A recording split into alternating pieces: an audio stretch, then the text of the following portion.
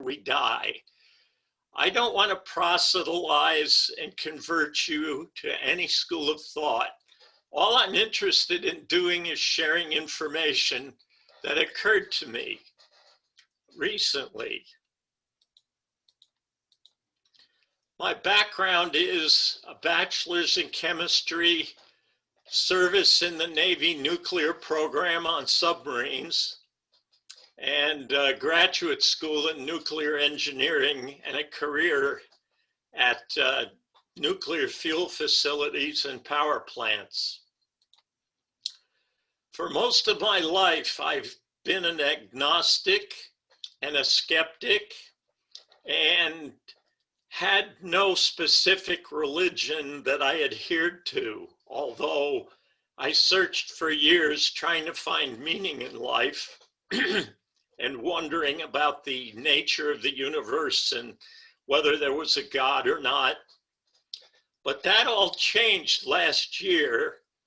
I had knee replacement surgery, and for months I was laid up, lying on a daybed, watching TV, reading books, and getting in touch with things that I had first learned about in my 30s, but obviously I'm a lot older now.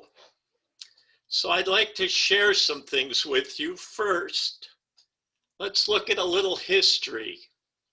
Ancient cultures have believed in a spirit and in an afterlife. The Egyptians are famous for having preserved the bodies of prominent people and included valuables and trinkets in the burial areas to improve the afterlife for these people. In Western religions, our beliefs include a soul, a spirit that is rewarded or punished for our behavior in this life and being sent to a heaven or hell for eternity. The Eastern religions have a different view of the spirit. They believe in karma and reincarnation, wherein a soul may be reborn depending on its behavior in this life. You could come back as an illuminated being or even a cockroach if you were really rotten in this life. Let's look at some of the more modern ideas. We have had a long history believing in ghosts and spirits. There have been haunted houses. Generally, the hauntings are by spirits that have undergone a tragic death, such as a murder, and they may do some scary or evil things. There are current beliefs in witchcraft and wizardry, the casting of spells, voodoo. Incidentally, voodoo believes that if you cast a nasty spell on someone, the person doing the casting will suffer. Today, we still have spiritual connections through people who can see into the future, and we have documented many cases of extrasensory perception, being able to see things that we shouldn't be able to see. Let's look at our present day knowledge and what we know about our material world. If we look at the subatomic scale, the most minute, we have to deal with quantum mechanics, the behavior of subatomic particles. And it's well known that no one completely understands the behavior of these tiny things we sometimes call particles. If we look at the atom, it's almost all empty space. And this is the percentage of an atom that is empty. We can bombard nuclei with particles and observe the so-called diameter from experiments. And we could look at the so-called diameter of electrons, but when we add it all up, most of the atom is empty. But we still don't fall through the floor, and we see the world as solid. If you look at an atom, the electrons are not spinning around in planetary orbits like the Earth revolves around the sun. We have found that electrons exist in a vague cloud, and the position of a given electron can be described by probability. And there is a curve indicating where an electron is likely to be, but it's not a single position. However, when we excite an atom and raise the temperature or bombard it with light or particles, the electrons change energy levels in discrete amounts specific to each element in the periodic table. You can use a spectrograph or a spectrometer to determine what a material is, which element it is, or which elements, by these energy level changes and the frequency of the light that's given off by the atom.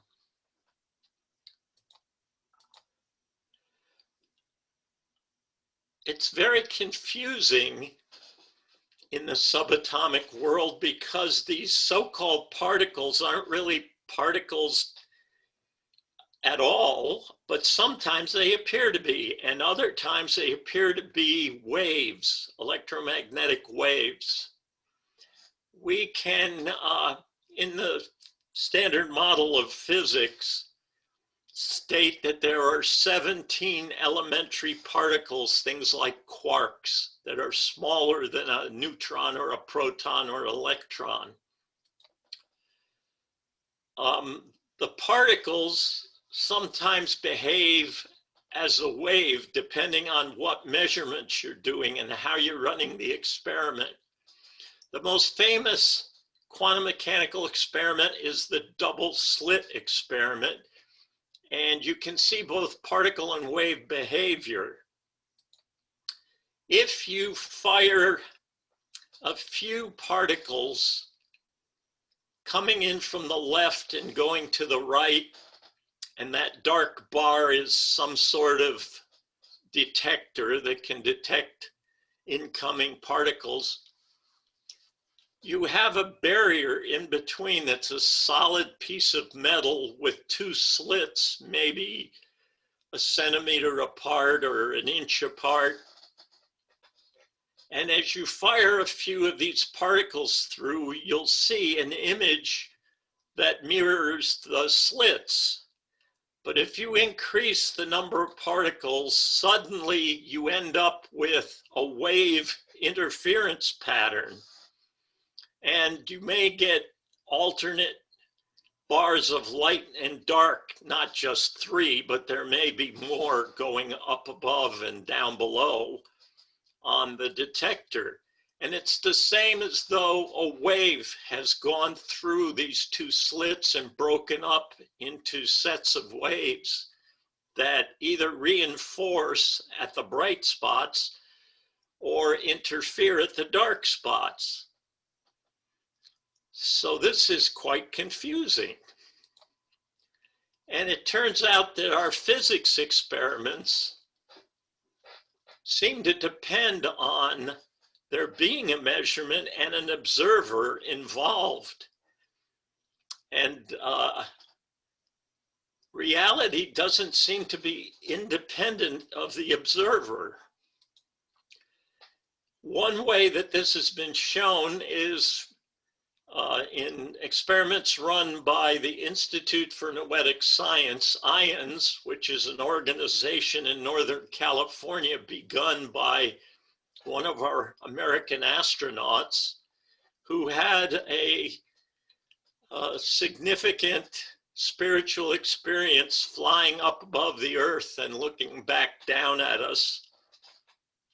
So he started these mind experiments, and it turns out that people who are good at meditation can actually influence where these interference patterns occur. They can move them or change their intensity if they're good meditators and are very adept at it. Going to the other extreme, well, wait.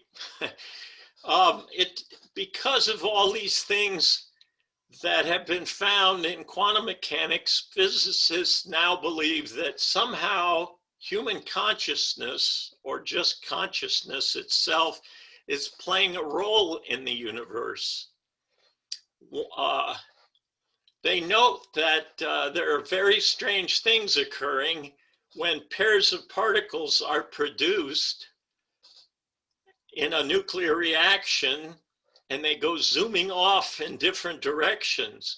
Even though they are at large distances from each other, if you determine the property of one of the particles, that fixes the property of the other particle. And it always works that way.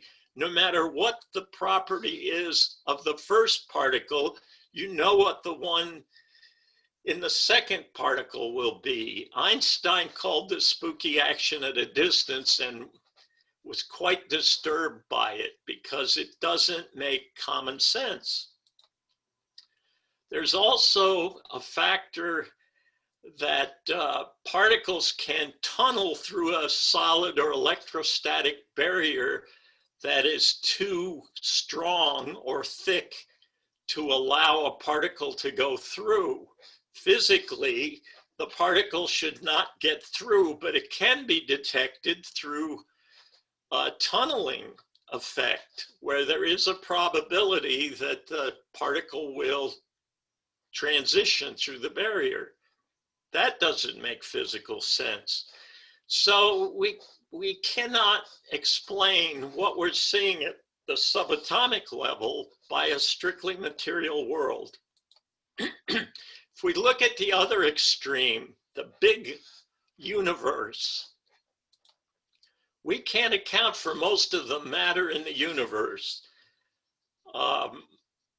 The thing that keeps galaxies from flying apart rather than staying together, like our Milky Way, is gravity. We know that gravity pulls things together that have mass, that are solid, or appear to us to be solid.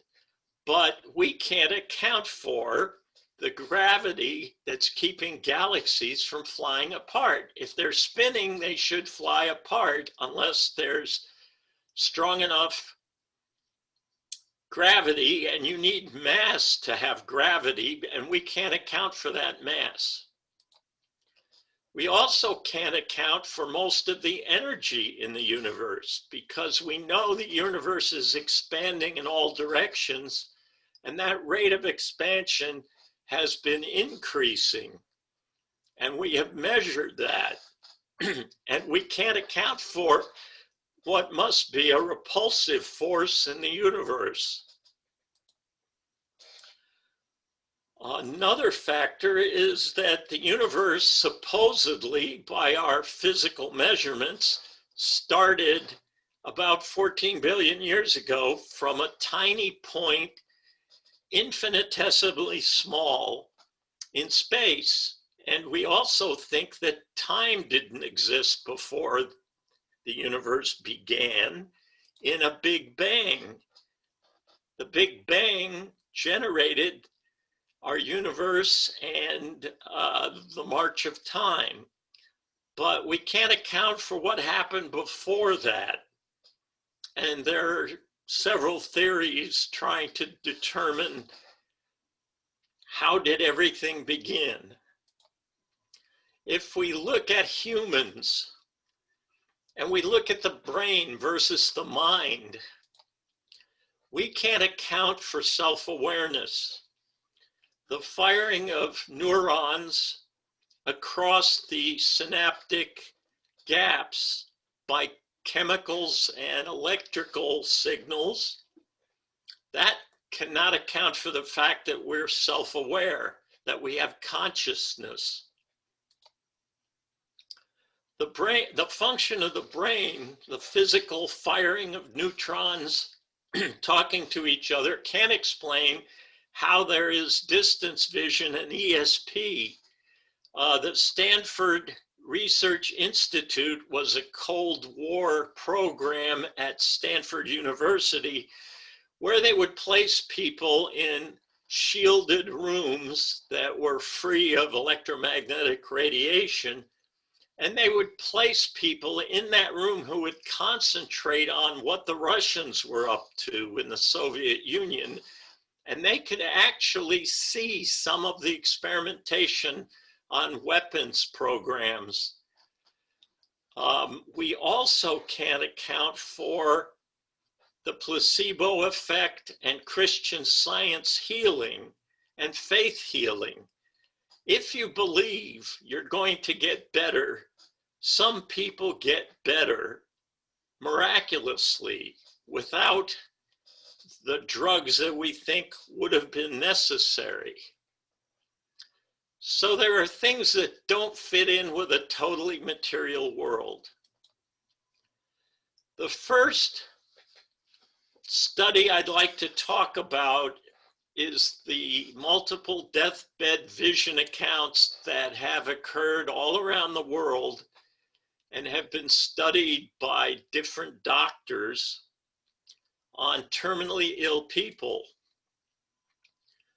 Someone who's terminally ill is usually very weak, very often confused, lying in bed in a hospital or hospice or at home.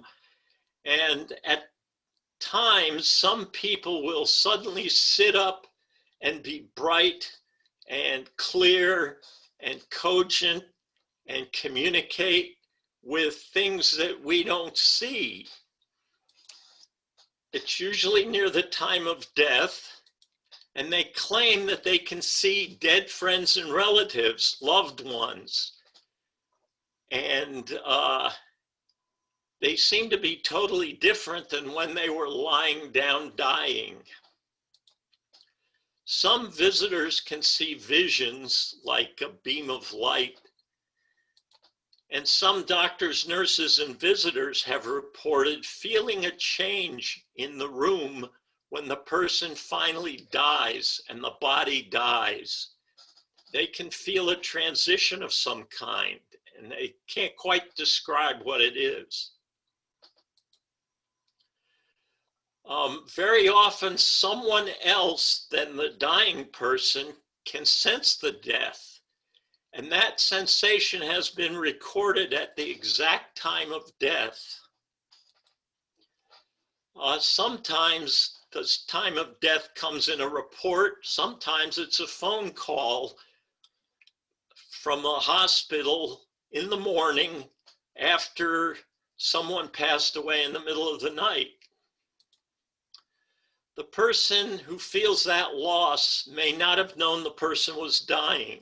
Sometimes they are aware that there's a terminal illness.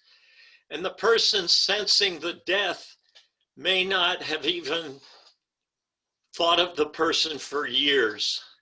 Maybe someone they knew in their youth or middle age if they're older.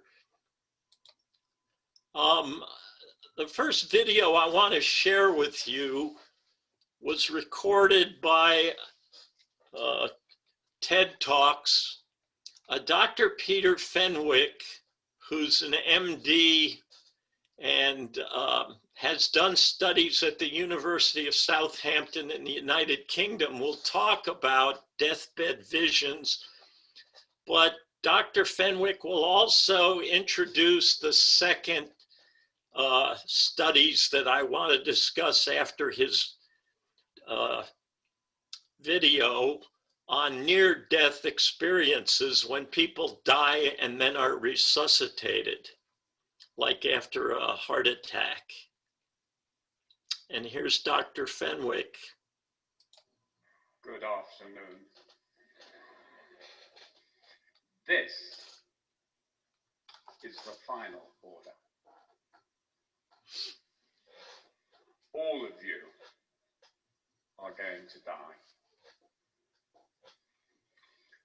Most of you are afraid. Why are you afraid? Because you don't know what's going to happen. I expect many of you think it's going to be like this. The Grim Reaper will come along and take you. No, it's not. It's much more like what the man thinks. I thought it was going to be my mum. Actually, our data shows it probably will be your mum. Or a group of dead relatives, happy dead relatives, who come to collect you. So, what do we really know about dying? In the 1970s, Raymond Moody published a book. This was a fantastic book. It told wonderful stories about people in America who, after a cardiac arrest, came back with having gone down a tunnel, having met a being of light, all that sort of thing. Oh, come on, had to be rubbish. This was California. Would never cross over to the UK. No. So you can imagine my surprise when into my consulting room came a guy who had a failed catheter, a cardiac catheter, and had a near-death experience. It was my moment of realization that in fact these things did happen, but it was much more important than that. If what this guy was saying was true, then we could start thinking about what death might actually mean. And so I had to start studying and looking into death. First of all, this was the near-death experience. Now, I found it did occur in England. I went into various hospitals and spoke to people. And so I appeared on the BBC in 2 films in the 1980s, and I got over 2,000 letters. Do you remember letters? They're rather fun, you can read them. Well, these letters were written by people who had never, ever before told anyone about their experiences. Why? Because they're too frightened. They told it to their wives or their husbands. They weren't interested. They told it to their friends. They said, "You're mad." So they were very relieved to be able to put them down on paper. And I was very pleased because I could then study these and understand what the near-death experience was about. What we found is that it was, in fact, very similar to that suggested by Raymond Moody. First of all, you lose your pain, if you're in pain. Then you become very calm. And then some people leave their body. Others will go down a tunnel, a fascinating tunnel. It varies, and at the end of the tunnel is a speck of light. You can move towards the speck of light. It gets bigger and bigger, very, very bright. When you come into the speck of light, it envelops you as a full light experience. And it's calming, compassionate, loving, supportive, amazing. And in the light, there is the being of light. The being of light may speak to you, may not. What you do then is that you may get a life review. You come out of the light, you may get a life review. Very interesting, because you can then see exactly what you've done before and review all the things you've done and understand why you did them. Then you go into a space, and the space is usually, in our culture, in the UK, it's an English country garden. Oh, come on, it's lovely. Beautiful flowers, bird song. I can tell you that no spiders, no snakes, etc. have ever been seen there. So it's a wonderful experience. And walking around the garden are dead relatives. They will greet you. Some of them will send you back. And you'll come to a point where you know it's a border of some sort. And if you cross it, then you won't return. Now, this is very important because at that point you have to make a decision. You're going to go on and never come back, or you're going to return. Some people decide to return because they've got family, kids, that sort of thing.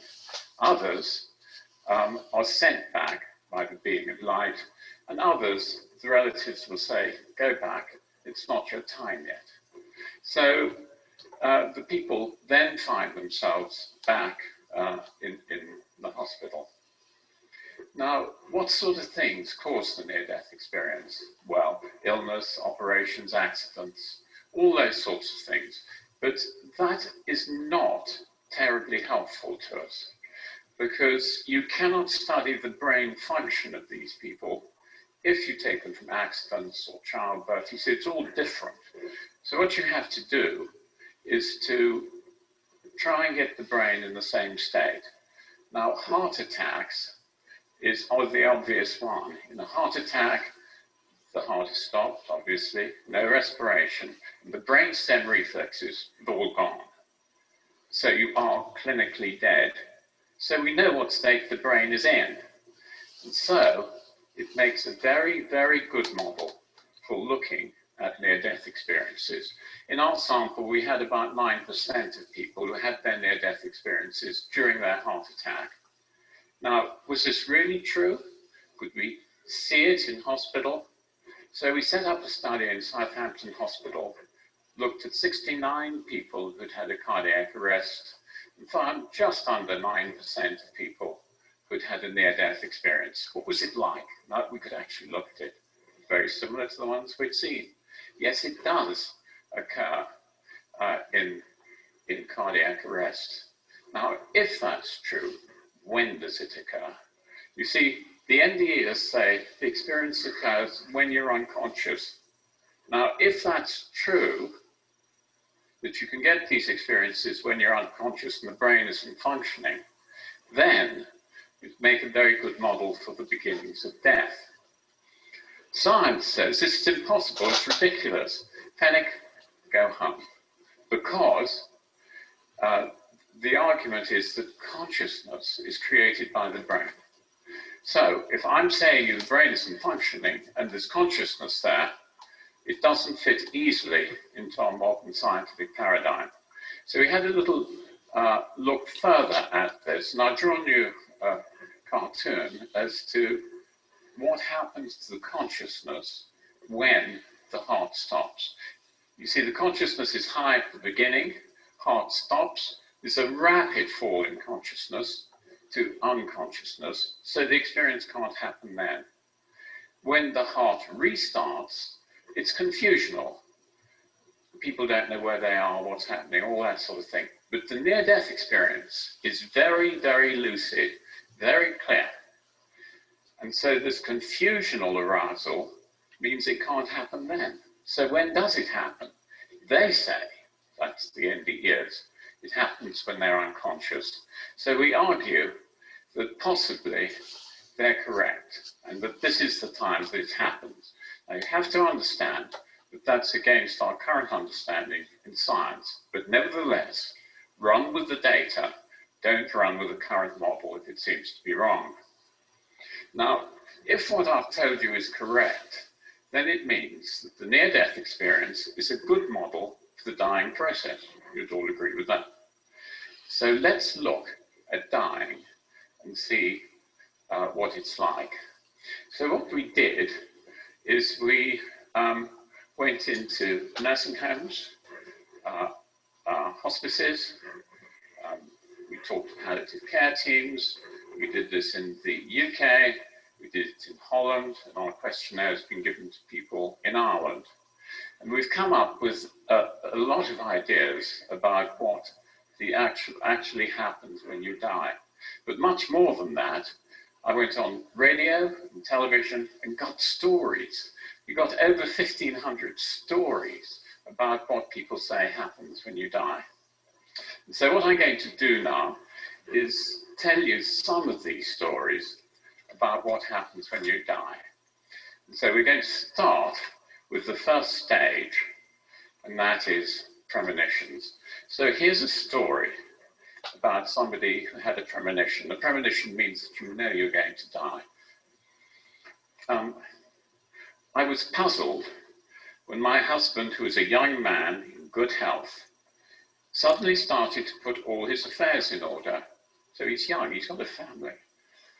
Wrote his will and told me he was going to die. I laughed it off. But 3 months later, he was making a routine flight and the plane crashed. So he did in fact die, and it seems as if that was a warning for him.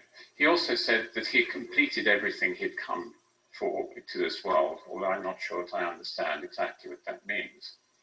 So let's make a picture. You see premonitions on the left-hand side of your screen. And that is the first stage in coming to die. Now, another very frequent occurrence is deathbed visions. They're actually in all cultures. They're not specific to our culture. The content of them tends to go with culture to some extent.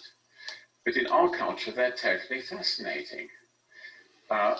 What usually happens is that the dead relative comes into the room where you are, and they will talk to you.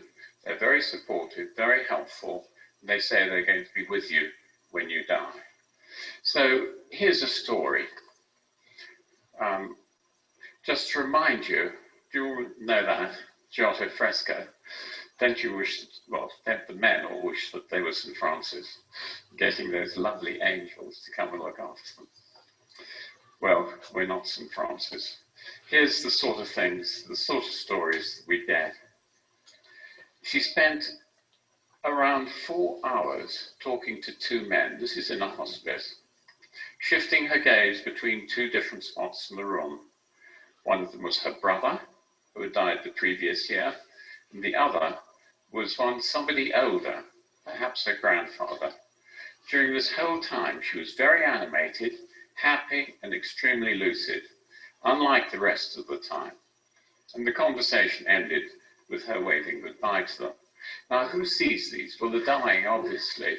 Sometimes the relatives, more often children, very occasionally the hospice staff. So they tend to be mainly seen by the dying. So we can put next deathbed visions. But one thing you must know, and do remember this, is that some of them say that they're going to come back on a particular day to help you with the dying process, to help you cross the border. And if you know that, you can ask them if they'd probably come back a few days later. You can negotiate with them, not because you want to go to a party or do something like that, but because a member of the family who isn't there and is coming, and that they will wait for that. So the next thing, well, not the next thing, but another thing which happens is, to me, one of the most interesting things of all. Remember I was telling you about this area that people go into with love, light, and compassion? Well, this is exactly what we find. Some people are in and out of what they call another reality. What's the reality like? Very like the one which I've been describing to you, except this time they're spiritual beings there, they're dead relatives. They will say to you that they're going to help you cross when you die. And so here's the sort of thing, the sort of story we get. My father was at his father's bedside, deeply distressed, but my grandfather quietly said to my father, "Don't worry, Leslie, I'm all right. I can see and hear the most beautiful things, and you must not worry."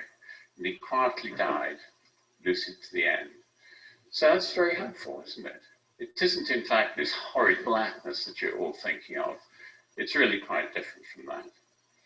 So this is an example of the alternate reality. They describe it as very beautiful, flowers everywhere, light, and love. So let's come on now to death itself. And death is a totally fascinating time. The things that happen are quite amazing.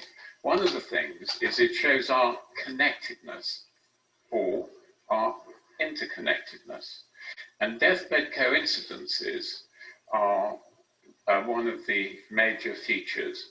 In a deathbed coincidence, the dying person in our sample is within half an hour of death, but mainly at the time of death, will go and contact somebody with whom they are emotionally connected, somebody who couldn't be with them when they were dying, or somebody they know very well and want to say goodbye to. Here's just such a story. Let's see if you like it.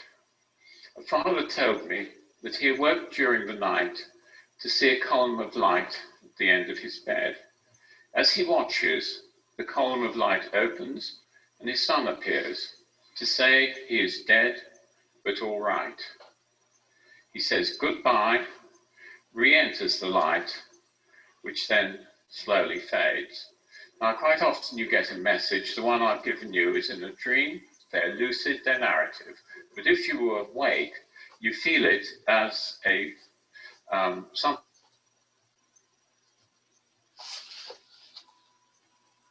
something very important has happened. You have to go and telephone. Sometimes the person will give you a message themselves when you're awake, but that's not quite so common. It's usually a very strong emotional feeling. So then, let's consider what actually happens at the time of death and why I say it's so interesting. Clocks stop. I don't know if in Germany you have the song My Grandfather's Clock. I don't think you do, which stopped dead, never to go again, when the old man died. Well, mechanical clocks do stop. Watches stop, showing the time of death. Do electronic ones stop? Yes, they do. We have stories of all of these. So there is some relationship between the clock and the person.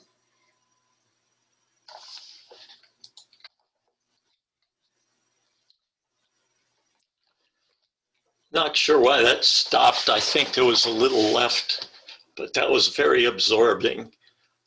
He talked about near-death experiences in that video, and this is the second thing I want to talk about. These studies have mostly been done by doctors.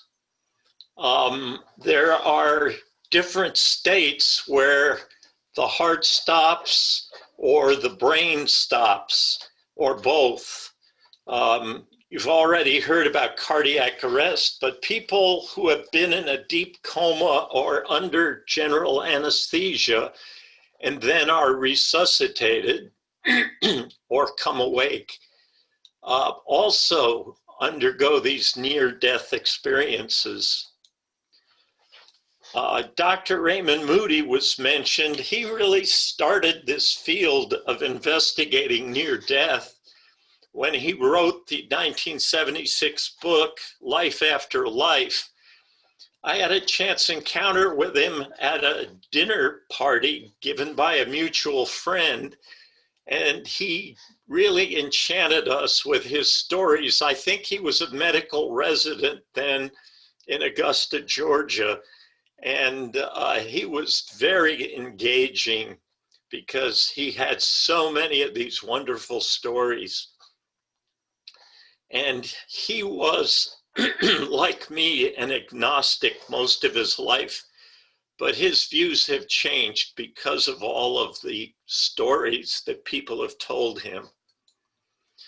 There is currently an organization, IANS, the International Association for Near-Death Studies, which has documented thousands of cases all over the world. They're headquartered in Durham, North Carolina, which has been the site of the extrasensory perception laboratory at Duke University. And they also put out many publications, and they hold annual conferences. The latest one was just held in September 2020 and was a Zoom conference. Several universities have been involved Some professors, some doctors have studied NDE at Virginia, North Texas, Connecticut. We already heard about the University of Southampton in the United Kingdom. And another doctor who's well known in the field is Jeffrey Long, who has documented well over 1,000 cases. He's a radiation oncologist who practiced or is practicing in Louisiana. And he has written books on the subject. The cases of NDE involve people of various religions or lack of religion. So they include all kinds of people. If you go to YouTube, you can search under NDE, near-death experience, and you'll find hundreds of personal reports of people who have gone through this experience. There are common themes. Not everyone has every experience the same, but there is a commonality. Initially, many people have an out-of-body experience, which isn't unique to just NDE. Some people can do that in meditation, but very often a person will rise up to the ceiling of an operating room and look back down at their body. And sometimes they'll float out of the room and go to a waiting room where their loved ones, their family are talking, and it's remote from the operating theater. And they can overhear the conversations. Sometimes they'll rise all the way up out of the building and float up into space. Many people report a tunnel which leads up to a bright light that is almost too bright to look at. And that bright light envelops them with light and love. And very often they account for this grand light being a universal being who encompasses the entire universe and knows everything. Sometimes they encounter luminous beings like saints. Sometimes people report prophets or Christ or some historical figure. They have, in some cases, well, in most cases, 360-degree spherical vision.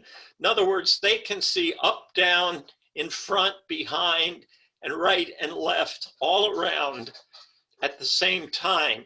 And this includes even people who in this life have been totally blind. Suddenly they can see.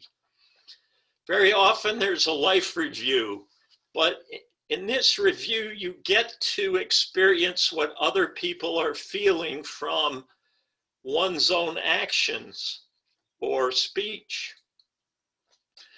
But the overwhelming feeling is comfort, love, peace, acceptance, unconditionally. And that makes it very difficult for anyone to leave.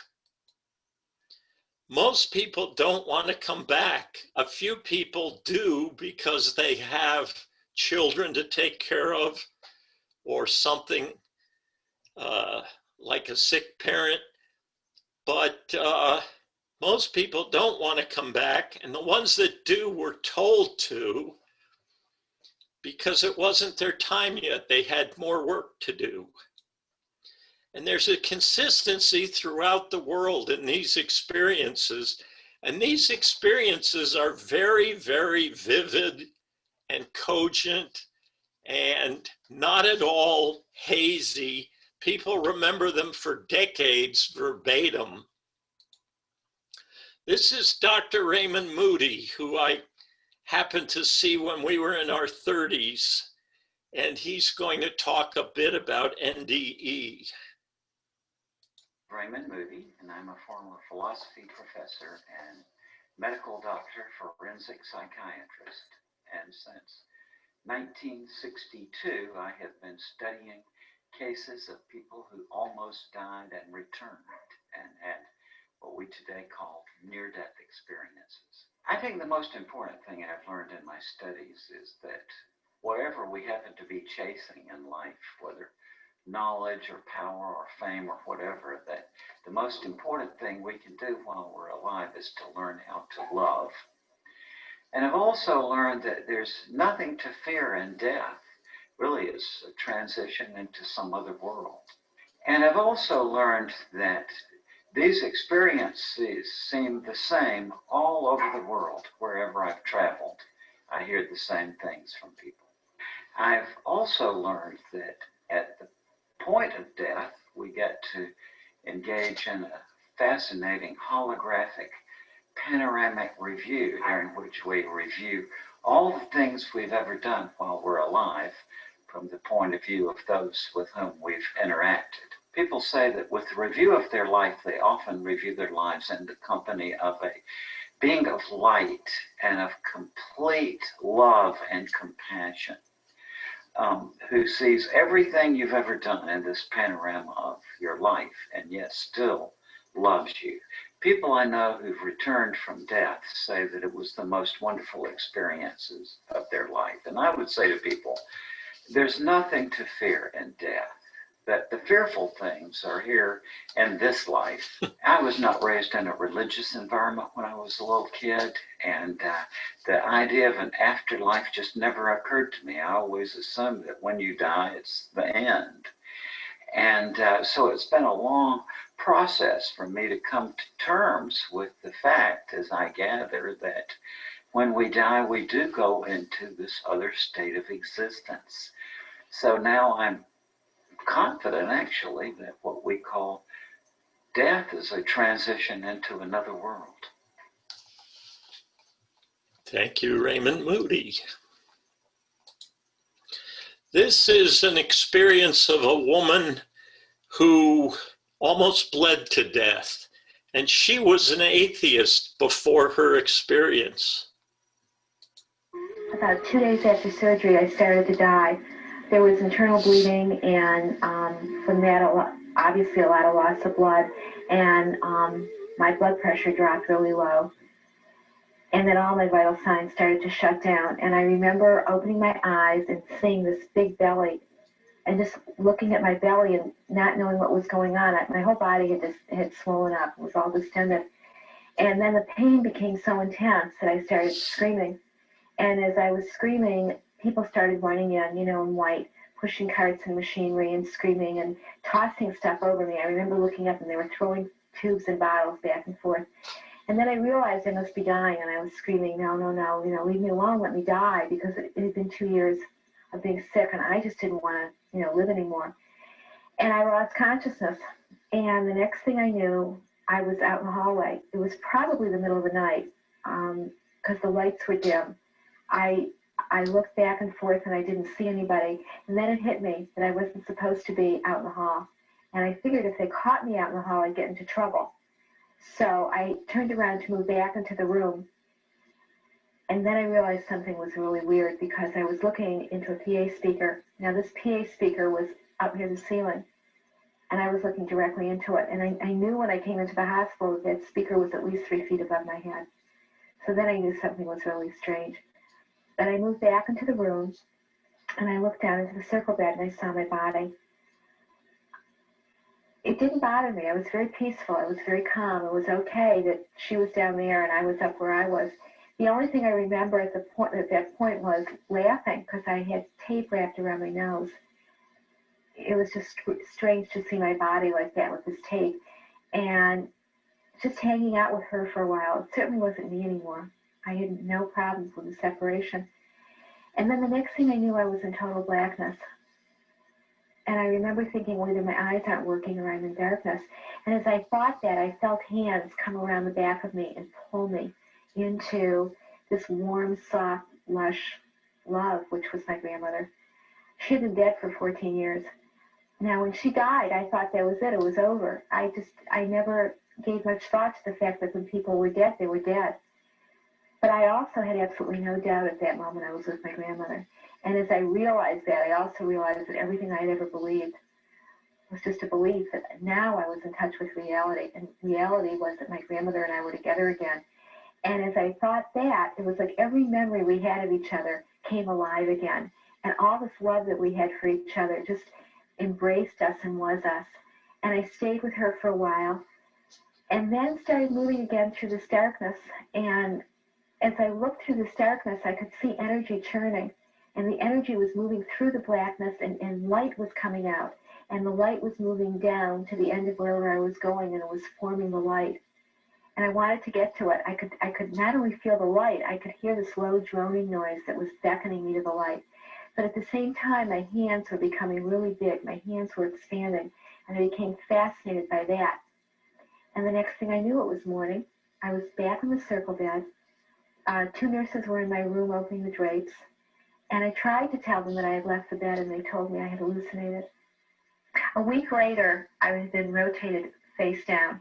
And that's really uncomfortable, lying in this bed, because there's practically no mattress at all. It's just a suspended canvas. And I only weighed 85 pounds at the time. It's 35 pounds less than I weigh right now.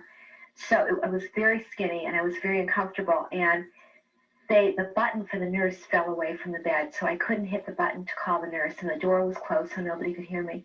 And I started calling, and then I started screaming, and then I became hysterical. And as I became hysterical, I separated again from my body. I left the bed. This time I was totally alert, and I watched it happen. I watched my body move away in the circle bed, and I looked down. I was back up in the blackness, and I looked down, and my body was in that circle bed, and it was like a bubble, and crying hysterically. And then I looked out into the blackness, and there was another bubble, and in it was me at about a year old, face down in my crib crying, just as intensely. And I kept looking back and forth between the two scenes because I was, obviously confused. And about the third time I looked back and forth, it hit me. There was a very strong presence of this being that was an energy or a force, certainly not an old man with a long white beard, but an energy that just moved through me and was still it, that was just pure love. If you took the love I felt from my grandmother and you multiplied it by about 1 million, maybe that you could get the intensity of this love. It was very warm and very, it held me up. And as I realized that, I had been an atheist until that moment, but as I realized that, then the baby in the crib became the center of a cloud of bubbles. And in the cloud of bubbles, in each bubble, there was another scene from my life. And together, this being and I bounced through all these bubbles, and I re-experienced my life. And I re-experienced everything, including what the other people in the bubble experienced too. I mean, I wasn't just re-experiencing it as myself, but I was my mother and my dad and my brother and my boyfriend who went on to become my husband, and then my kids. I was them as well as me. And I could feel the love, and I could feel the negative times too. I could feel everything that was going on. And the first realization I had was that we're not separate beings. We don't end in our skin. We are all connected. We've been zapped into enlightenment for a few seconds, but we come back here and we don't know what to do with it. We had it there. We don't have it here because our significant others, there's that tug of war to go back to being the way you were before. Nobody wants to see you change. That's too uncomfortable. So there's that enlightenment, and then there's a tremendous amount of grief for having to give up the light and be back here. And then after the grieving process, there's a search to find it again, only this time here. And eventually you do, but you have to heal yourself. The near-death experience is an initiation, but it's only the beginning. Then there's the search. And I think what I've come to in 16 years of searching is that the universe is benevolent and the universe is meaningful. We have to heal ourselves enough to be able to see that and live our lives according to that. Thank you. The next presentation is from Dr. Eben Alexander, who had an NDE, and he too was an atheist.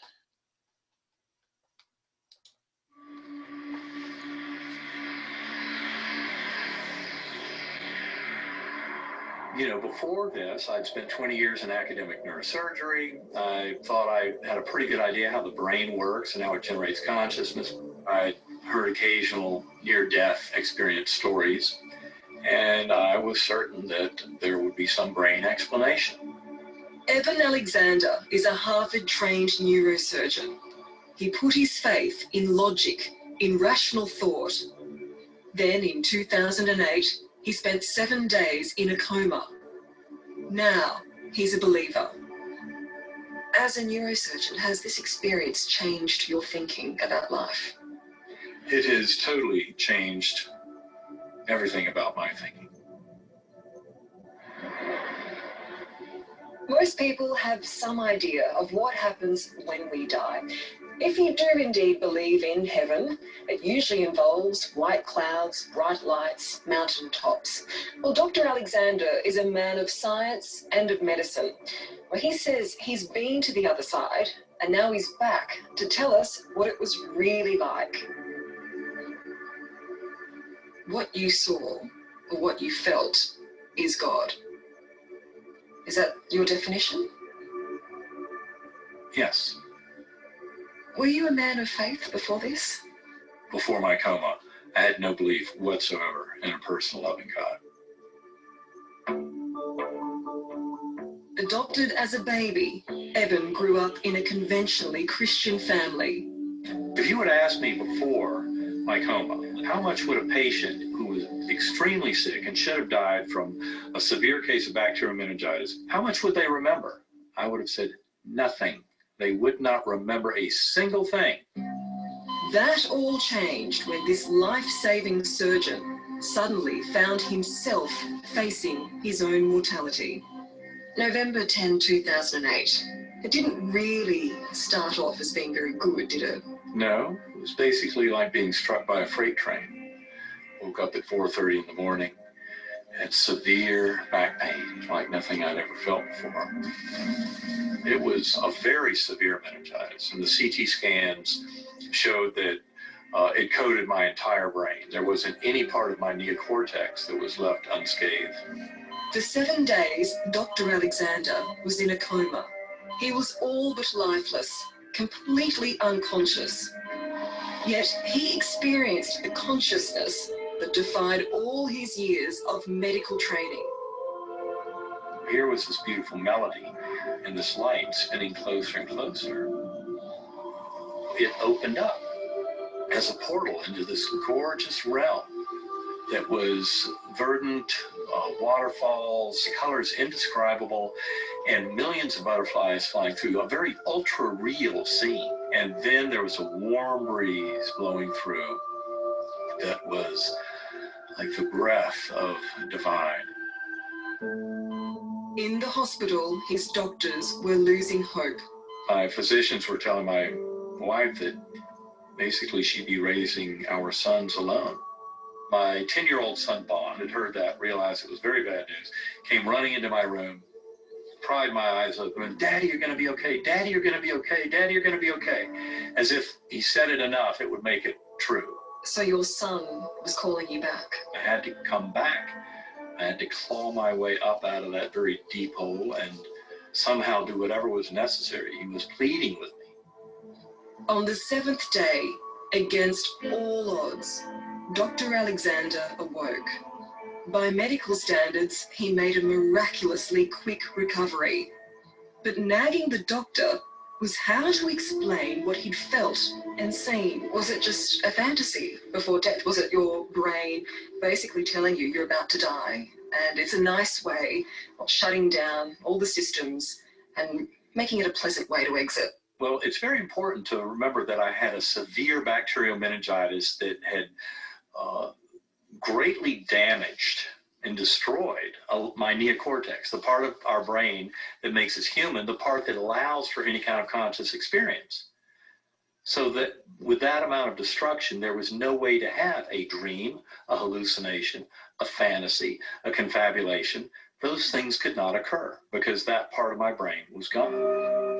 It was one vivid image seen by Dr. Alexander that finally convinced him that what he'd experienced was real. There was a beautiful girl beside me on the butterfly way. I can remember her face so perfectly, these sparkling blue eyes and light brown hair and this loving smile, and she never said a word, but her thoughts went right into me. You are loved, you are cherished dearly forever. There's nothing to fear. I knew her face so well, but I'd never met her in my life. This is the woman Eben saw. Her name is Betsy. After Eben was adopted, his biological parents went on to have more children, including Betsy. She died in 1998. They never met, and it was only after his coma that the family sent him this photo. And it was the very same girl who had been on the butterfly way. And her face in the picture was almost mocking me, like, do you finally get it? I saw things I couldn't understand, couldn't explain, and I figured that someday there would be a brain-based scientific explanation.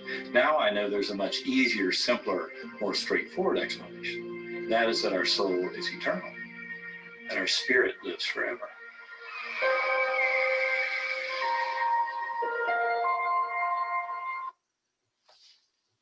Thank you, Dr. Alexander. The next video is a short one from Dr. Jeffrey Long, who I mentioned before. This was an interview with one of his former patients who had an NDE, and this was filmed on the Today Show. Whoops.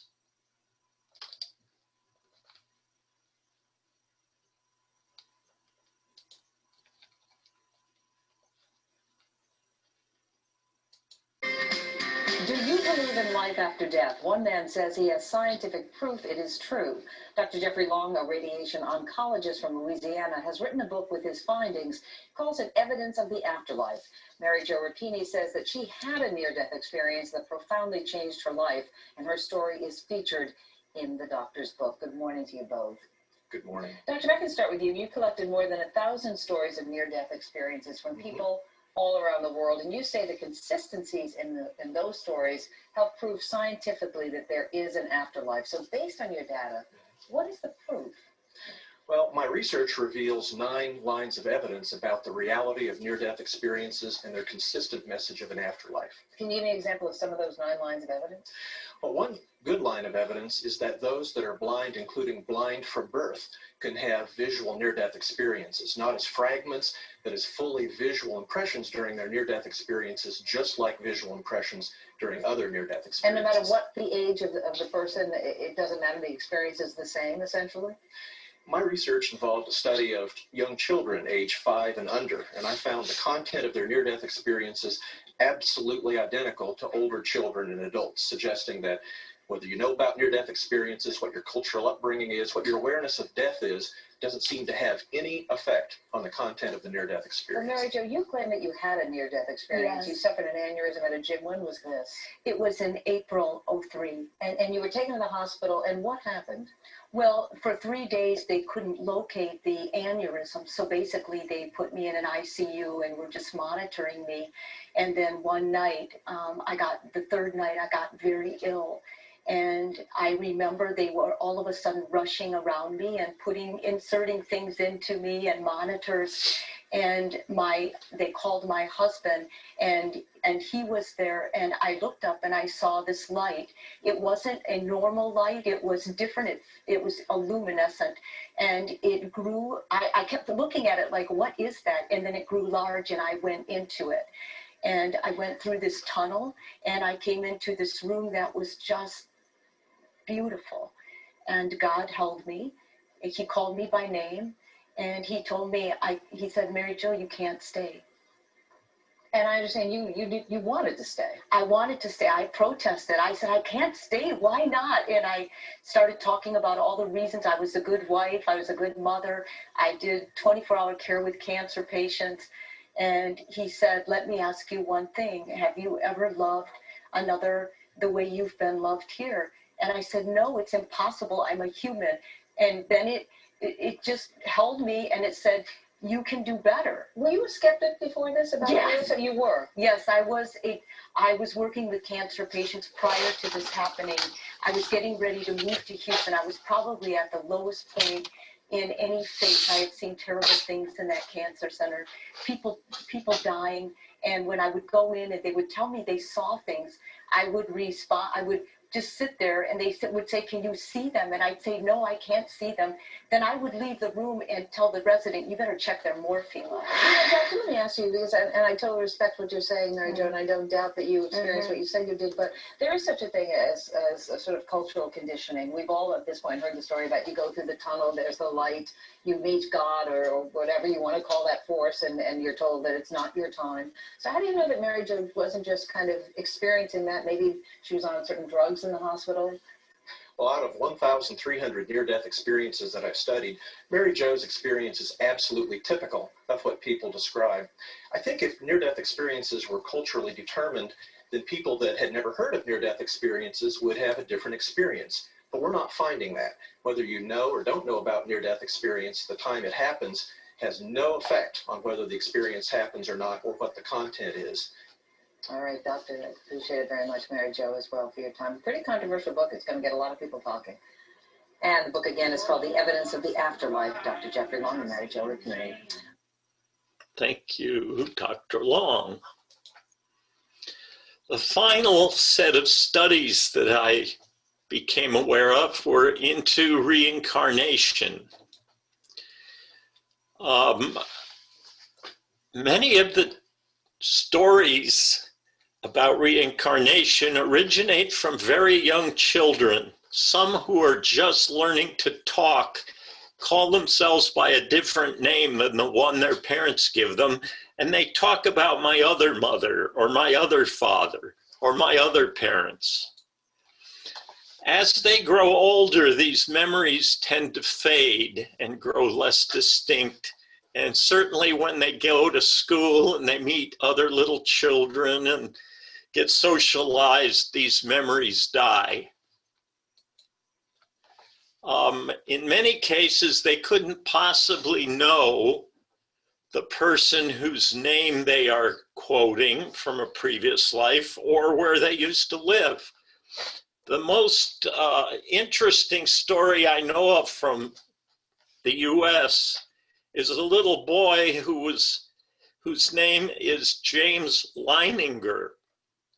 And his parents have talked about him when he was quite small, just learning to talk about the age of 2 and having a fascination with airplanes. He was absolutely fascinated and had a preoccupation, obsession, whatever you want to call it.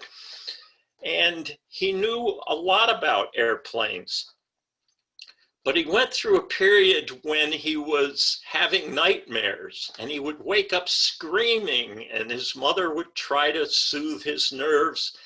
And gradually the story came out that he felt that he was in a plane crash and trapped and couldn't get out and was burning to death, and he'd be screaming.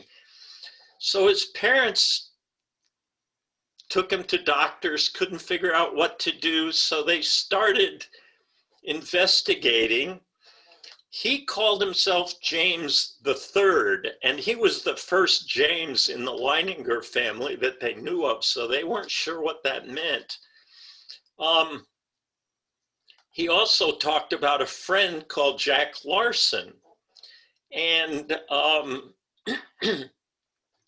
he knew all about an airplane called the Corsair, which was a gull-winged airplane towards the end of World War II that saw a lot of action. And he knew a lot of details about the cockpit and all the equipment in this airplane. And he claimed that he had been shot down. Well, his mother said, well, who shot you down? And he looked at her like she was nuts. He said, the Japanese, of course. So they started looking into World War II records. Now, James claimed he flew off a boat called the Natoma. Well, the Natoma Bay was a World War II aircraft carrier, and it was involved in the invasion of Iwo Jima. And there was a pilot that the parents located called James Houston Jr. So that explained the James III. And apparently he flew a Corsair and he crashed during the invasion of Iwo Jima and probably burned to death. And he did have a friend named Jack Larson, and they contacted Jack Larson's sister, and she verified some of the details this little boy could relate. They later wrote a book about the experience. We know under hypnosis and regression that people also claim to have been reincarnated, and several celebrities have claimed to have identified past lives.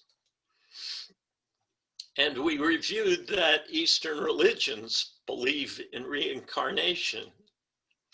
Now, this is a talk by Dr. Jim Tucker from the University of Virginia, and this will be our final video.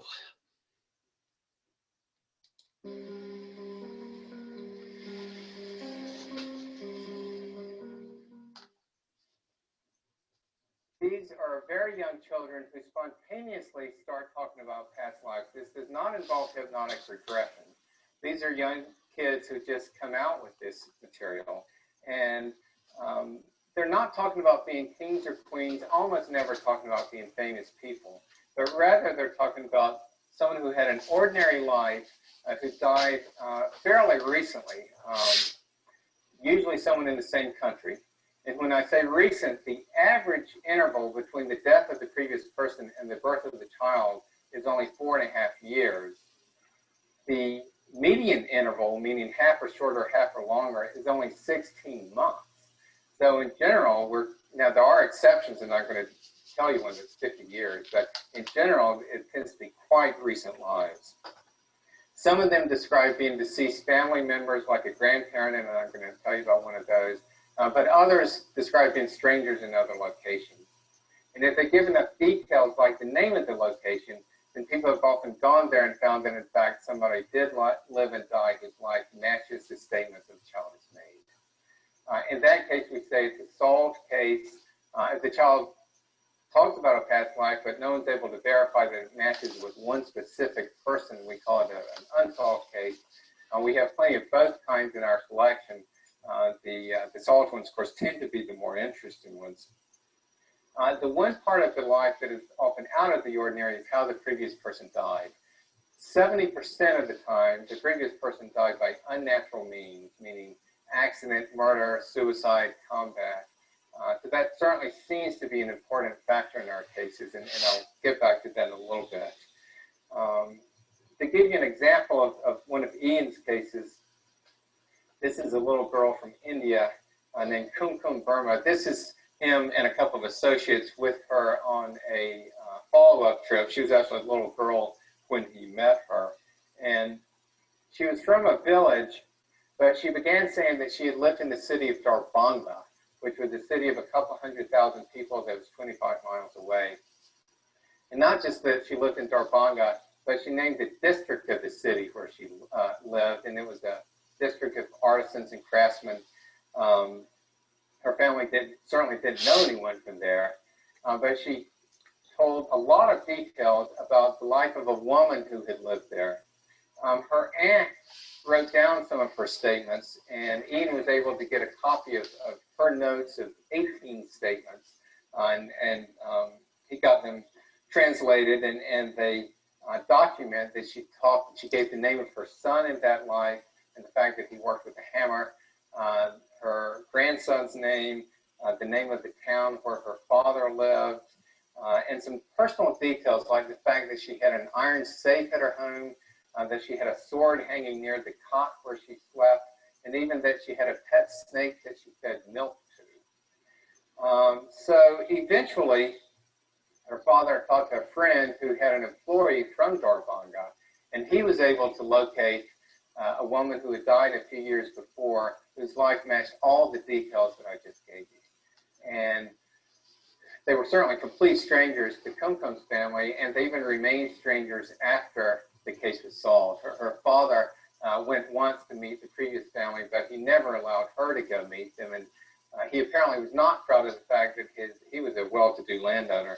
He was apparently not proud of the fact that his daughter was remembering the life of a blacksmith's wife. And there's certainly no reason to think that the family did this. Thank you, Dr. Tucker. In conclusion, people who have had NDEs claim that the Earth is a test bed, a difficult place to land, that we are being tested while we're here, and that there are reasons why we were sent here. Two main reasons. The first, to love and help each other, which is what many of the sages through history have told us. And the second thing is to learn, not just academics, although that may be involved, also to increase our social IQ, to learn how to get along, to be nice to each other. So with that, thank you for listening. And if you want to follow up, I also have a word handout you can ask for through LLCC, which lists some interesting books. Thank you.